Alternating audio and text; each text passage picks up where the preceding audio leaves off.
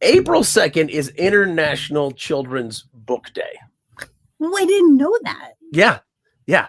I'm just going to start the podcast now with that. And then right here, bling, there's going to be chimes. And this is Rise and Shine Ability Connection Colorado's podcast. And today I'm with Renee Allen, who, to me, Renee, you're so humble and modest. Like you wrote these kids' books like maybe someone would do yard work. It seems like, I brought it when I found out that you wrote these kids' books. You were like, oh, yeah, I wrote kids' books.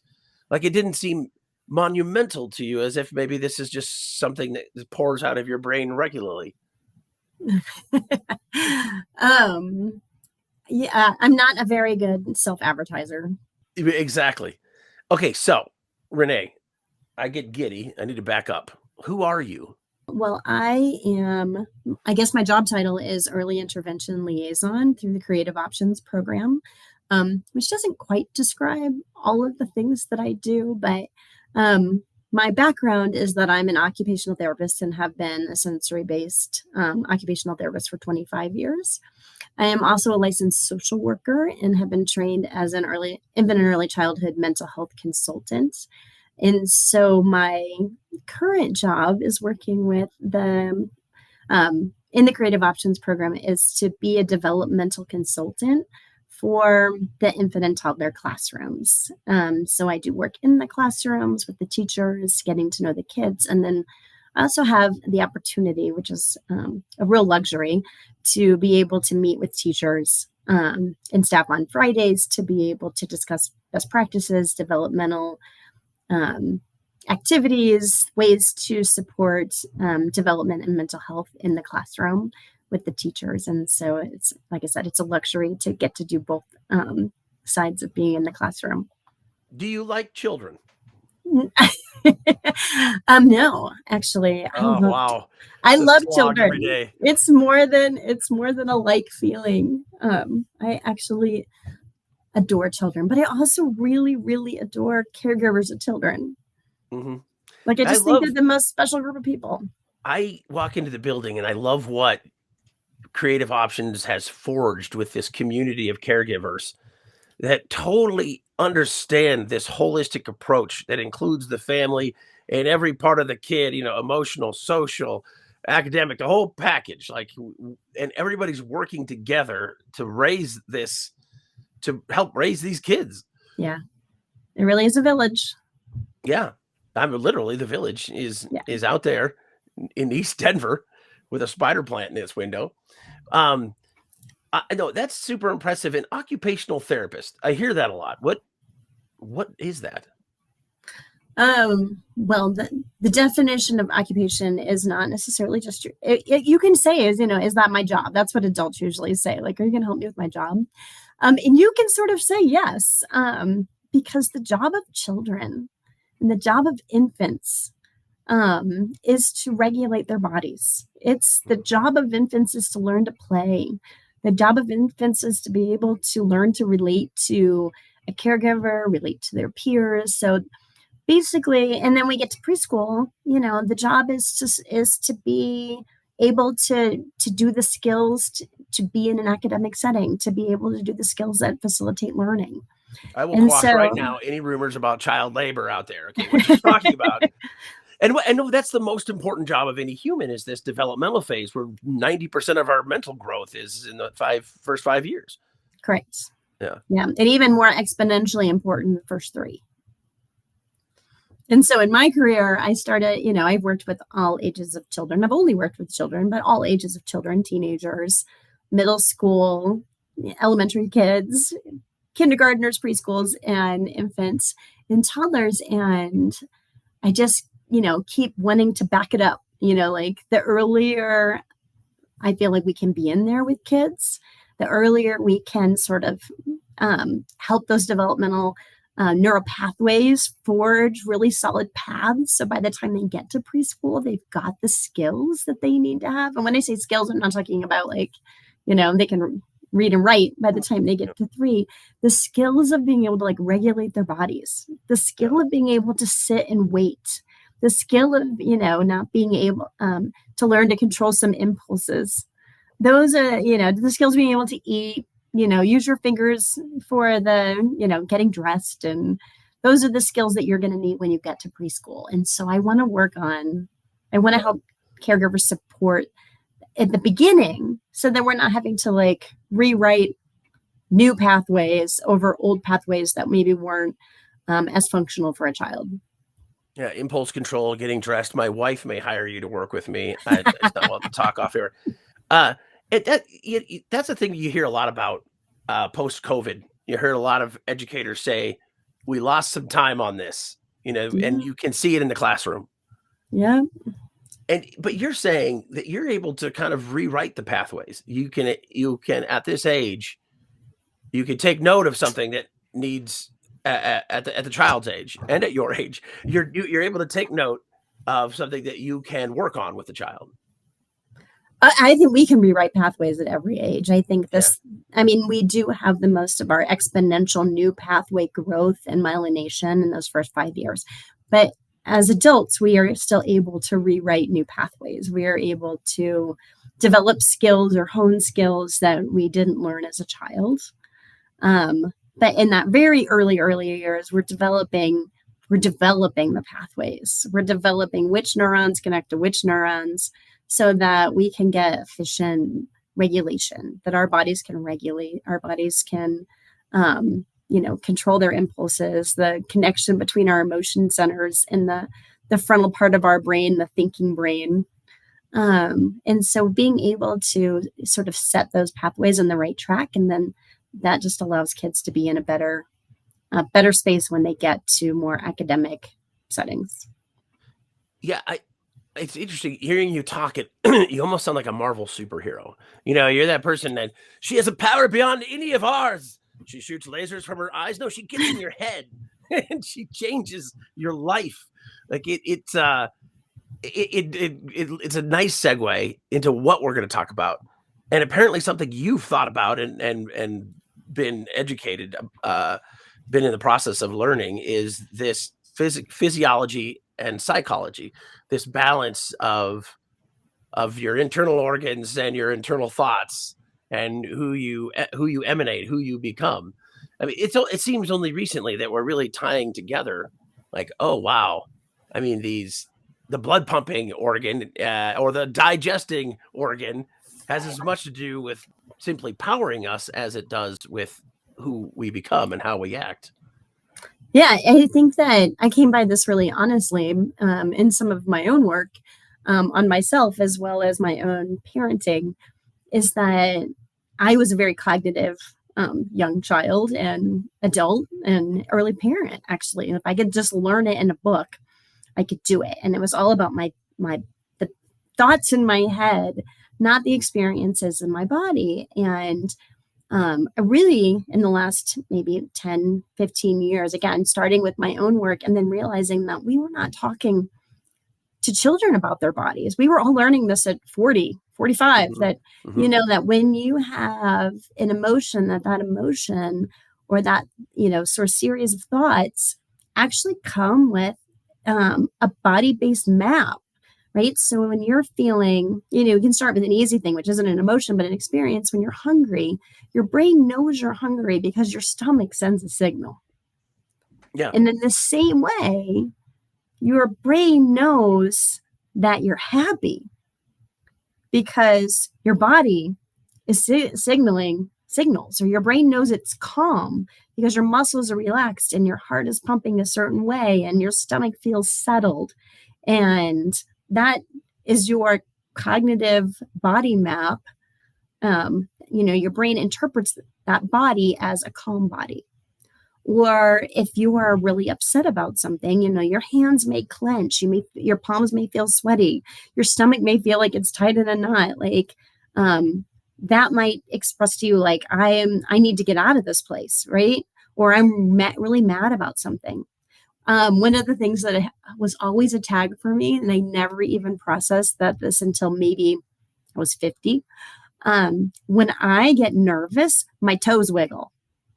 Oh, my amazing. muscles and my toes wiggle. And for my entire life, I've driven anyone who sat next to me in a scary movie crazy because my toes would find a space, usually like under the cushions near them, and my toes would wiggle.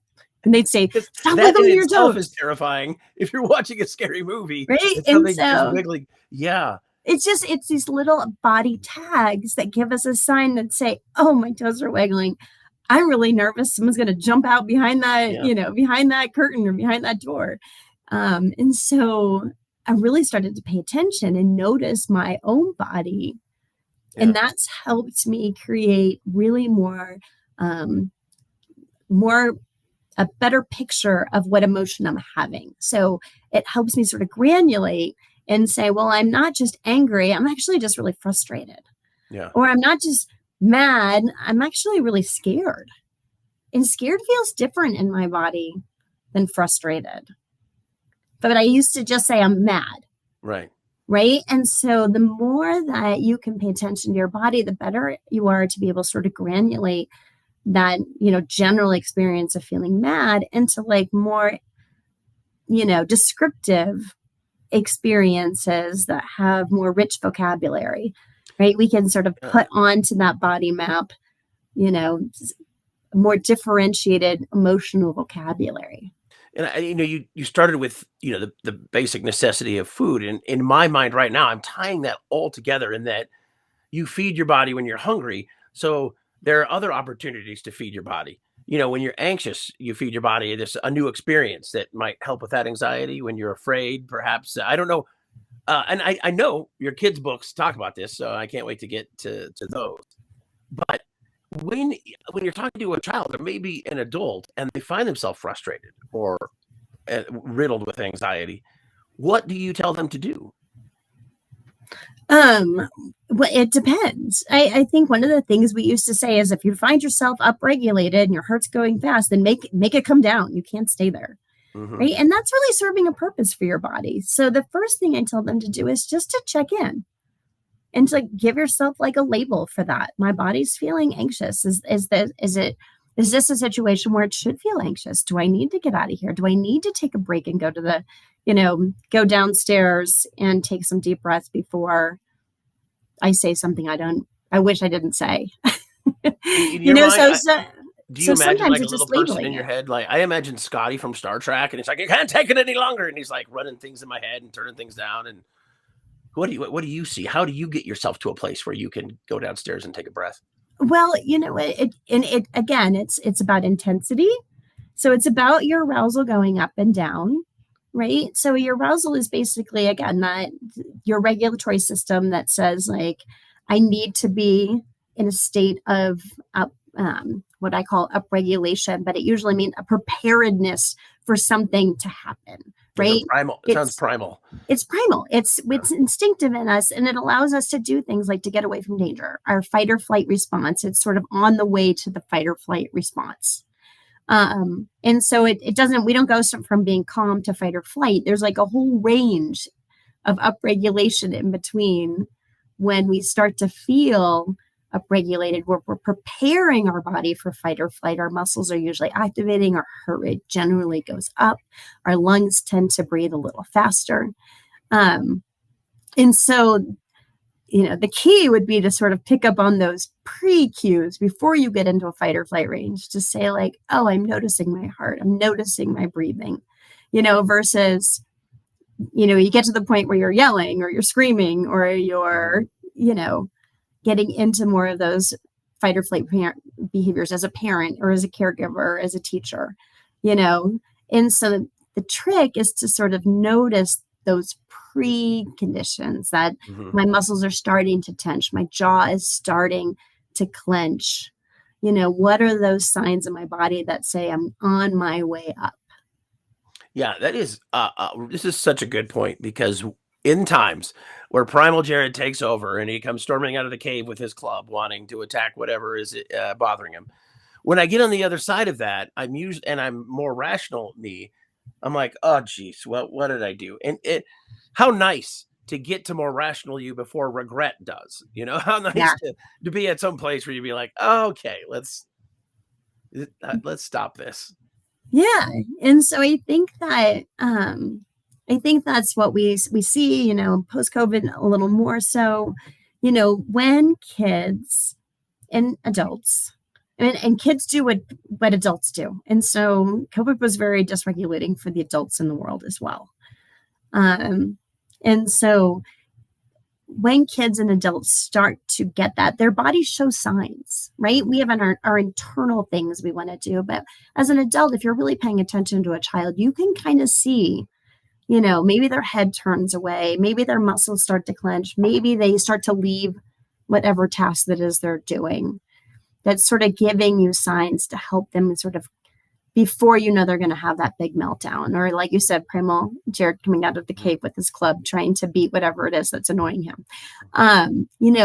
We can sort of help children pick up on those signs, and we can sort of wonder, like, I notice your body is clenching. For me, you could be like, I notice your toes are wiggling, Renee. Right. Or my fingers wiggle. I do the same thing with my fingers. And sort of helping kids notice those signals and then wondering. And so we notice our own bodies, and then we wonder, what is it about, what is that body signal telling me? And then we do the same thing out loud with kids. I wonder, I'm just noticing your body is doing this. I wonder, what's happening for you? And they don't usually all have, I'm talking about toddlers, but the books that I wrote, I've just had therapists use them with kids that are 7, 8, 12, even though they're young books, because we don't teach this. I didn't learn this as a child. We start right in with emotional words. Here's your emotional word, and here's the emoji picture that goes with it. Yeah. We don't talk about all those signs in our bodies that tell us we're having that two-dimensional picture. Well, and it was a lot of times it was waiting until they were on the other side, and then there was a repercussion. Yeah. Instead of any kind of path to reason in there, it was just, okay, he's going to have an issue, and then he's going to go to the principal. Yeah. And then we used to use, like, if you don't do this, if you don't control your body, then there'll be a consequence. Mm-hmm. Right? But we don't tell kids how to help their bodies. You asked earlier, what do we do to know I have to go take those deep breaths? Yeah. We just assume that if we tell them they'll get in trouble, they'll figure it out. Yeah, right. But the kids who really need the support they don't figure it out, and they get in trouble over and over and over again. And that starts to feed into their self-esteem. It starts to feed into their feeling about being a successful learner in a classroom. It starts to feed into these sort of mental health issues down the road. Mm-hmm. Because we expect people to we expect little kids to figure this out on their own. Yeah, I mean, just growing up or with my own kids and their friends and stuff, you see these moments where maybe they struggle in class and they get called out for it, usually by their peers if they're struggling to read aloud or whatever, and how that immediately starts to define their relationship with education or with other kids. Yeah. And what we know about regulation, in kids with learning disabilities actually get dysregulated even quicker in an academic setting because there's so many threats to their feelings of success. Yeah. But in general, what we know about kids who have lots of reasons for being dysregulated. Yeah. With kids with learning disabilities, kids with attentional challenges, neurodiversity, trauma, all of these things can really impact a child's ability to sort those regulatory foundations down. And then again, that spiraling of their feelings of success can happen, can be really impactful for them.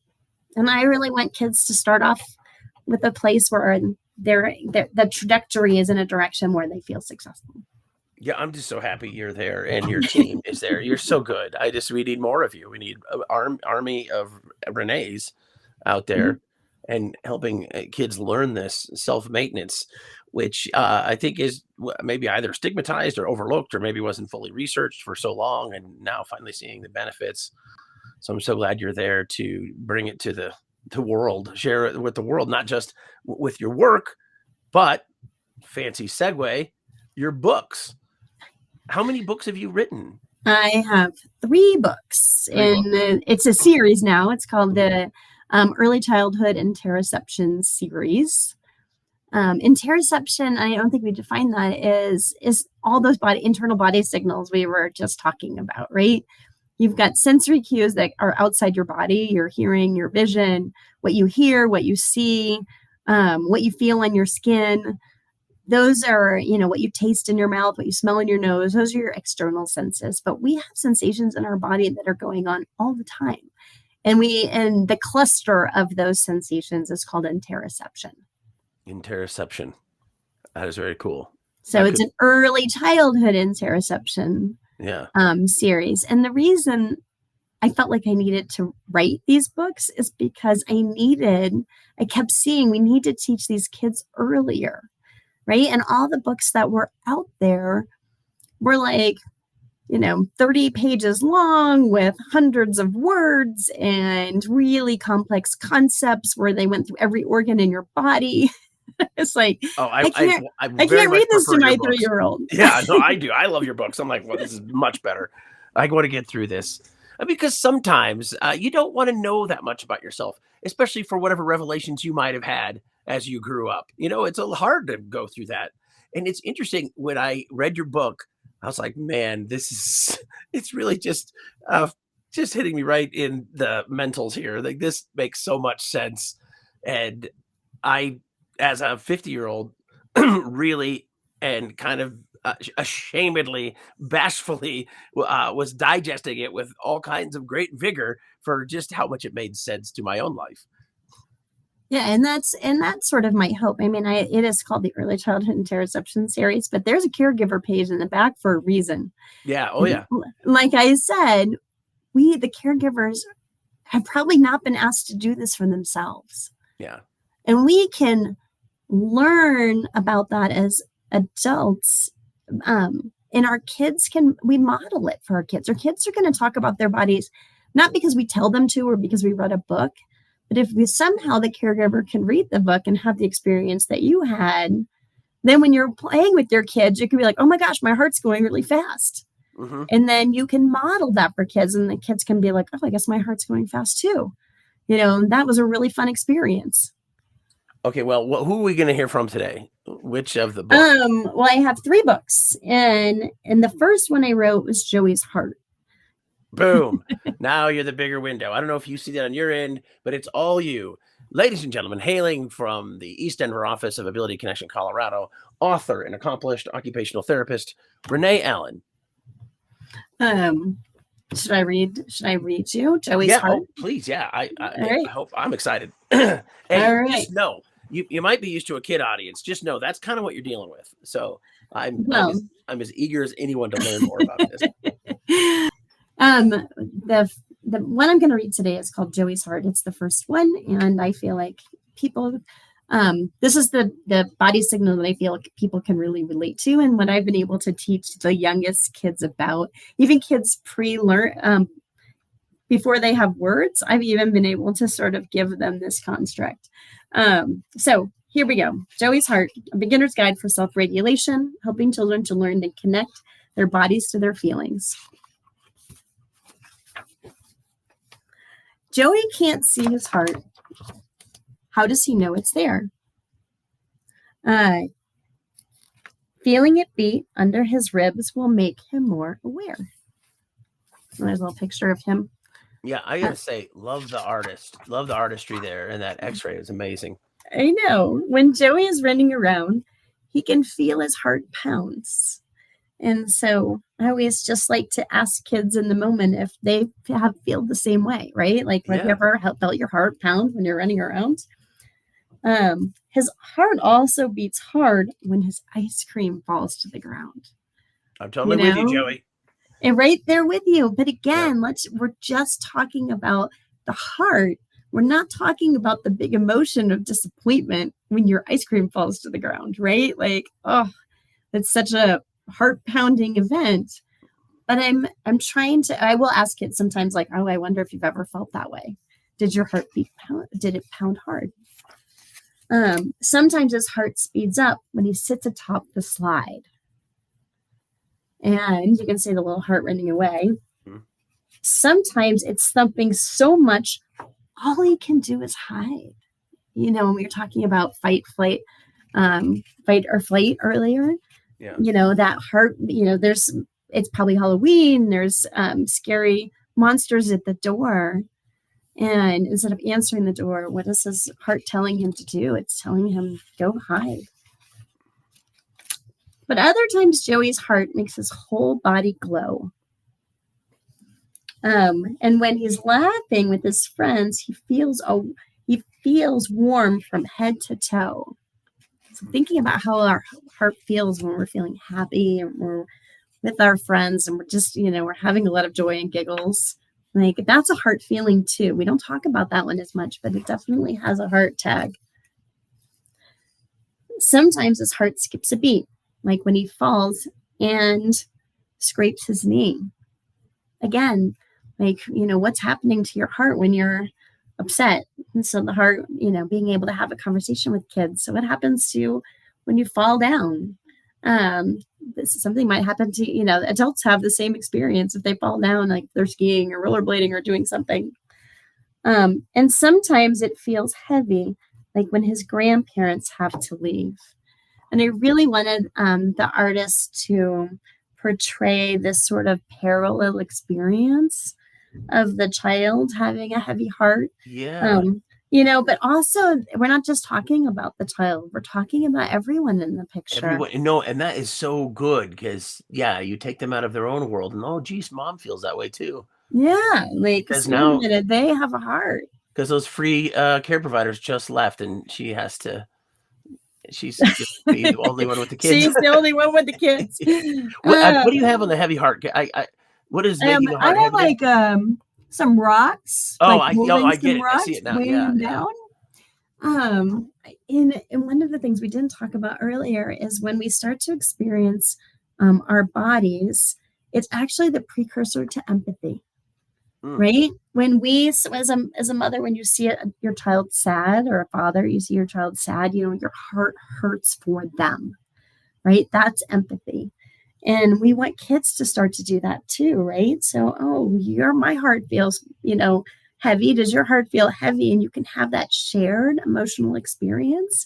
I think that's a really, really, really an important skill that we can hone as caregivers in children by making it explicit.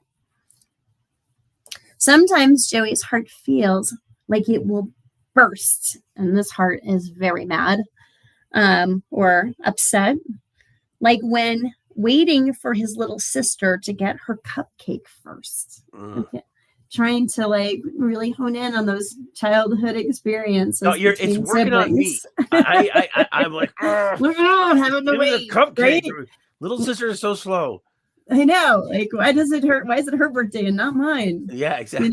What are all those heart feelings that happen in those emotions? In this one, Joey's heart fills up when Dad kisses him on the head. And again, like all these heart feelings, it's not just fight or flight feelings. It's the happy feelings. It's the love feelings. It's the content feelings, right? And so Dad's heart is happy and Joey's heart is happy. And they have, again, that shared experience of their hearts beating in rhythm together. And I think that's, again, that opportunity to talk about a shared experience being how we then create theory of mind and being able to hold someone else's body-based experience in our head and our bodies. Yeah, Joey's dad just makes me want to be a better parent. He's so good. And hopefully it slows down when it's time to go to bed. And I think that's the hope, Joey. Just close your eyes now. That's the hope, right? Like, we just say, go to bed, Joey, right? But maybe we need to help his heart slow down, right? Maybe we need to take some deep breaths next to Joey so that he can get that shared experience. That kids go from running around or wrestling before bed, all the things we don't want them to do, and their heart's going really fast. Like, what can we do? Can we put our hand on them? Can we talk to them slowly? Like, what can we do as caregivers to help their heart slow down? Because we can't fall asleep until our heart is really in that slow, steady beat. Yeah. It says Joey can't see his heart, but he feels it throughout the day. And again, we can't see our heart. but it changes speed to help him know the feelings coming his way. And I love, you can use that word feelings to mean emotion or just like the sensation.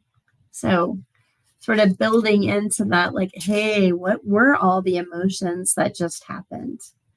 And then I give caregivers, I ask Joey, can you feel your heart to the children who are reading this books? And I really make sure to point out to the parents or the caregivers, the grandparents or the teachers, can you feel your heartbeat?